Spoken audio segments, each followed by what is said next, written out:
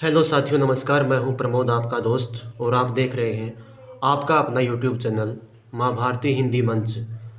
साथियों, state PYQ series में आज हिंदी का ये चौथा पार्ट सॉल्यूशन करने जा रहे हैं। तो उम्मीद करता हूं कि ये सीरीज़ आपके लिए बेहद फ़ायदेमंद होगी और आप अपनी तैयारी ज़ोर शोर से कर रहे होंगे और इसमें इस सीरीज़ का बहुत महत्वपूर्ण योगदान होगा, ऐसी मैं उम्मीद करता हूं। तो आइए स्टार्ट करते हैं। पहला प्रश्न हमारे सामने, नीचे दिए गए शब्दों में किसकी वर्तनी शुद्ध है? शुद्ध पूछा इसने। जागृति, पूजनीय, अंतर्ध्यान, अभयारण्य। तो इसमें जागृति, ये पहला ही जो ऑप्शन है ये सही हो जाएगा। अब ये जो तीन और बताऊँ मैं इनका शुद्ध कैसे होगा। इसमें पूजनीय में जो है जय पूरा हो जाएगा, जय पूरा हो जाएगा। अंतर्धान में अंतर्धान इस प्रकार से लिखा जाएगा, अंतर्धान, न कि अंतर्ध्यान होता है, ये अंतर्धान होता है इस प्रकार से। नेक्स्ट है अभयारण्य, अभयारण्य में भय पूरा हो जाएगा, भय पूरा हो जाएगा। उसके बाद नेक्स्ट क्वेश्चन है, जिसके पास कुछ न हो उसके लिए उपयुक्त शब्द है? अभावग्रस्त, अकिंचन, दीनहीन, महादीन। तो अभावग्रस्त, अभाव का मतलब होता है कमी और ग्रस्त होता है पीड़ित, यानी कि जो कमी से कोई पीड़ित हो वो। अकिंचन ये हो जाएगा इसका, जिसके पास कुछ न हो इसके लिए ये अकिंचन शब्द प्रयुक्त होगा। दीनहीन का मतलब होता है जिसकी मतलब बहुत ही खराब दशा जिसको बोलते हैं हम दीनहीन, वो है ये महादीन। महादीन तो ये कोई खास शब्द नहीं होता, वैसे महा बड़ा होता है और दीन गरीब होता है, ये वैसे शब्द व्यवहार में नहीं जाता। नेक्स्ट क्वेश्चन है, निम्नलिखित में से क्रिया विशेषण है? क्रिया विशेषण पूछा है, ध्यान रखना इसमें, क्रिया विशेषण। अब क्रिया विशेषण क्या होता है? जो क्रिया की विशेषता बताए, क्रिया की जो विशेषता बताए। जैसे कछुआ धीरे धीरे चलता है, कछुआ धीरे धीरे चलता है, यहाँ चलने की विशेषता बताई है कि धीरे धीरे। उसी प्रकार से ही क्रिया विशेषण देखिए, अंधेरा, अंधेरा ये विशेषण है, क्रिया विशेषण नहीं है, गलत है ये। धीरे धीरे, ये धीरे धीरे जो है ये है क्रिया विशेषण इसका। चाल चलन ये भी विशेषण है, चाल चलन मतलब कैरेक्टर, चरित्र जिसको बोलते हैं हम। सौंदर्य ये भी विशेषण है जो सुंदर शब्द से बना है। सुंदरता ये भाववाचक संज्ञा हो जाएगी और सौंदर्य विशेषण इसका। नेक्स्ट क्वेश्चन है, निर्दय का विलोम शब्द है? तो सहृदय, सहृदय ये नहीं है, स है ये भी नहीं है, सभय ये भी नहीं होगा, सदय ये हो जाएगा इसका, सदय दया के साथ। निर्दय का मतलब होता है दया से रहित और सदय का मतलब दया के साथ। सहृदय ये हृदय के साथ हो जाएगा, स का मतलब होता है साथ में, सभय भययुक्त। नेक्स्ट क्वेश्चन है, अनश्वर शब्द के लिए एक वाक्य है, अनश्वर नष्ट होने वाला नहीं, नष्ट होने वाला तो हो जाएगा नश्वर। इसके आगे से यदि ए नहीं होता तो ये इसके लिए प्रयुक्त होता। सेकंड है, ईश्वर को न मानने वाला नहीं, ईश्वर को न मानने वाला हो जाएगा नास्तिक। थर्ड ऑप्शन है हमारे पास, नष्ट न होने वाला, ये हो जाएगा इसमें अनश्वर, जो कभी नष्ट न हो। जो इंद्रियों के द्वारा न जाना जा सके, जो इंद्रियों के द्वारा न जाना जा सके वो हो जाएगा अतीन्द्रिय या फिर अगोचर, इसका दोनों ही आ जाएगा। नेक्स्ट क्वेश्चन, अखरोट शब्द का तत्सम रूप है? अखरोट तो इसका अक्सवाट ये नहीं है, अक्षोट, अक्षोट हो जाएगा इसका तत्सम रूप। तत्सम का मतलब साथियों जो संस्कृत भाषा से जो हिंदी में आए हैं वो तत्सम। अक्सरोट ये भी नहीं है, असरोट, ये सभी अक्सरोट, असरोट, अक्षावट ये निरर्थक शब्द है वैसे भी। निम्नलिखित में से कौन सा प्रकंपित वर्ण है? प्रकंपित वर्ण जैसे र, ये पहला ही है प्रकंपित वर्ण। ल, ल है पार्श्विक वर्ण।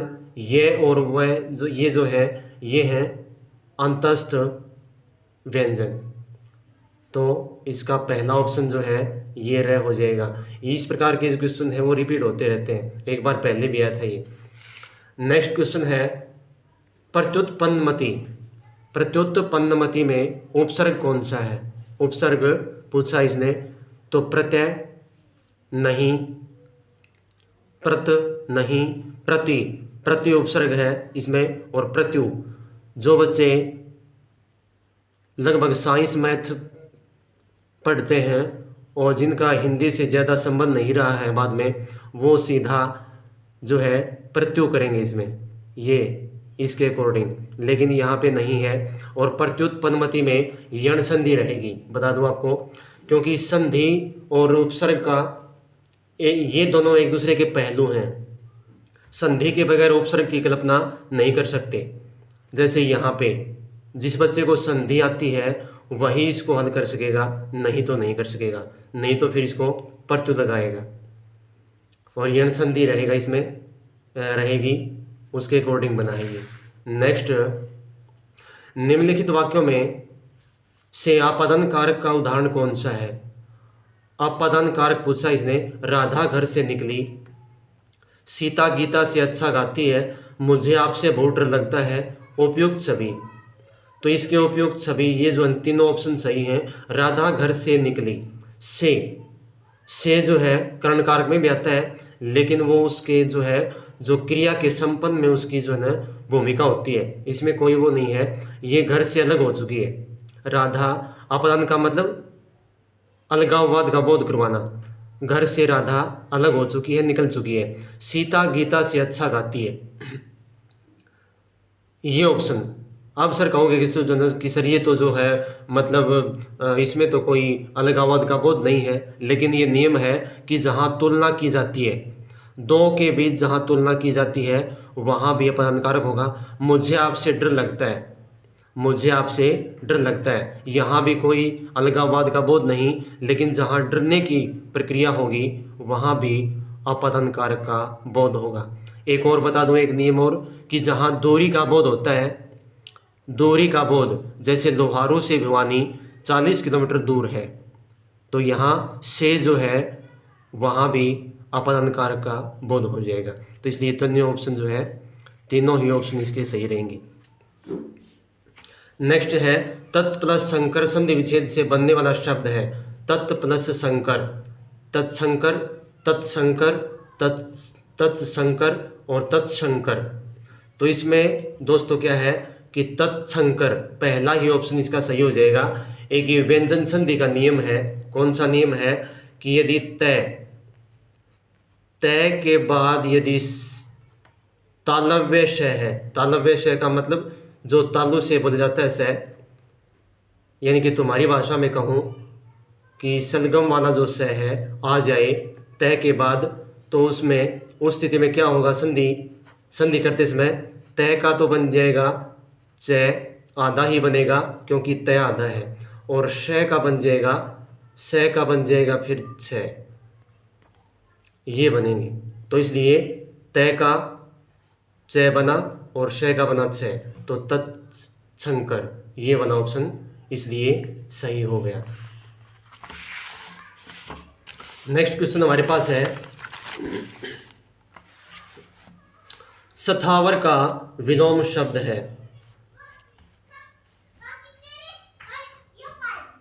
सथावर का विलोम पूछा इसने।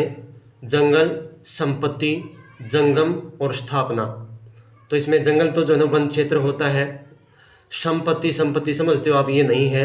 जंगम ये हो जाएगा इसका। स्थापना, स्थापित कोई चीज़ होती है, स्थापना करना। सथावर का मतलब क्या होता है? सथावर का मतलब होता है जो चीज़ स्थिर रहती है, जिसको हम जो है ना एक जगह से दूसरी जगह पर उसका स्थानांतरण नहीं कर सकते। जंगम का अर्थ होता है जिसको हम चल संपत्ति जिसको बोलते हैं, जो चलायमान हो, वो होता है जंगम। नेक्स्ट क्वेश्चन है, ये फल उसके लिए है। इस वाक्य में रेखांकित अंश है। ये फल उसके लिए, जो रेखांकित पद है शब्द है, पद है, उनका जो है ना परिचय देना इसका। तो अन्य पुरुष एकवचन संप्रदान, मध्यम पुरुष बहुवचन कर्ता, मध्यम पुरुष एकवचन संप्रदान, उत्तम पुरुष एकवचन संप्रदान। तो इसमें पहला ही ऑप्शन जो है वो हो जाएगा इसमें अन्य पुरुष।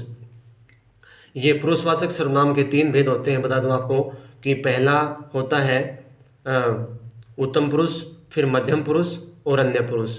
तो ये उसका जो है किसी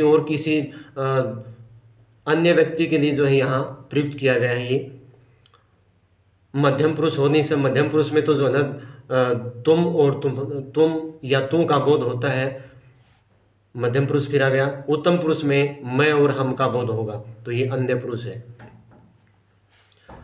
उसके बाद है सहव्याची शब्द के लिए एक वाक्य है, सहव्याची सदा सत्य बोलने वाला नहीं है। सदा सत्य बोलने तो क्या होगा, सत्यवादी कहेंगे उसको। बाएं हाथ से कार्य करने वाला, बाएं हाथ से कार्य करने वाला, ये इसका सही हो जाएगा। इसको बोलते हैं सहव्याची। जिसने बहुत कुछ सुना हो, इसका हो जाएगा बहुश्रुत, बहुश्रुत हो जाएगा इसका। अपनी इच्छा के अनुसार आचरण करने वाला, ये इसका हो जाएगा स्वेच्छाचारी, इसका हो जाएगा स्वेच्छाचारी, स्वेच्छाचारी, ये हो जाएगा इसका। उसके बाद नेक्स्ट है वह श्रेष्ठ उपासक है में विशेष्य है। वह श्रेष्ठ उपासक में विशेष्य है। कौन सा विशेष्य बता दूं आपको एक बार, क्या होता है कि विशेष्य जिसकी विशेषता बताई जाए, जिसकी विशेषता बताई जाए वो होता है विशेष्य। और जो विशेषता बताए वो भले ही संज्ञा सर्वनाम हो या विशेष्य हो, वैसे विशेष्य संज्ञा सर्वनाम ही होता है, वो होता है विशेष्य। तो यहाँ उपासक है में विशेष्य है, तो इसका वह श्रेष्ठ उपासक और है, तो है नहीं बिल्कुल भी, वह ये सर्वनाम हो गया। श्रेष्ठ ये विशेषण है इसका, ये इसका विशेषण है, और उपासक जो है विशेष्य है, क्योंकि यहाँ उपासक की विशेषता बताई जा रही है कि उपासक कैसा है। उपासक मतलब पूजा अर्चना करने वाला, उपासक कैसा है, श्रेष्ठ है, मध्यम है या मतलब सामान्य है। नेक्स्ट है इनमें से किस वाक्य में पूर्वकालिक क्रिया का प्रयोग हुआ है। पूर्वकालिक क्रिया पूछी इसने, पूर्वकालिक क्रिया बता दूं मैं एक बार आपको। पूर्वकालिक क्रिया साथियों वो होती है जब कर्ता किसी एक कार्य को करके दूसरे कार्य में संलग्न हो जाए, तब होती है पूर्वकालिक क्रिया। तो जैसे ठोकर लगते ही लड़का बेहोश हो गया, ठोकर लगते ही लड़का बेहोश हो गया। विद्यार्थी पढ़ेंगे तो पास होंगे। श्याम दूध पीकर घूमने जाता है। अध्यापक बच्चों को प्रतिदिन हिंदी पढ़ाता है। तो इसमें ठोकर लगते ही लड़का बेहोश हो गया। अब इसमें एक क्रिया तो हुई, लेकिन एक नियम साथ में और है इसमें। नियम कौन सा, कि जो पहले वाली जो क्रिया है उसके साथ कर का प्रयोग होगा। कर, उसके आखिर में कर करेंगे, तो इसमें ये नहीं होगा इसमें। यदि लग कर, यदि यहाँ लग कर होता, ठोकर लग कर लड़का बेहोश हो गया, तो ये भी इसमें पूर्वकालिक क्रिया होती। विद्यार्थी पढ़ेंगे तो पास होंगे, विद्यार्थी पढ़ेंगे तो पास होंगे, ये नहीं है। श्याम दूध पीकर घूमने जाता है, ये है इसमें। श्याम दूध पीकर, श्याम ने दूध पिया, एक क्रिया को संपन्न किया, यहाँ पे घूमने जाता है और दूसरी क्रिया में लग गया। इसमें ऑप्शन नंबर 3 हो जाएगा। अध्यापक बच्चों को प्रतिदिन हिंदी पढ़ाता है, ये नहीं है इसमें। अध्यापक बच्चों को प्रतिदिन हिंदी पढ़ाता है, ये तो एक जो है सामान्य वर्तमान काल का हो गया। तो साथियों ये था आज का सेशन। उम्मीद करता हूँ कि आपके लिए बहुत सारे जो है ना बहुत उपयोगी सिद्ध होगी ये सीरीज़, और अपने साथियों को शेयर कर दिया करो। और जो बच्चे नए जुड़े हैं वो चैनल को सब्सक्राइब कर लें। Thank you, have a nice day.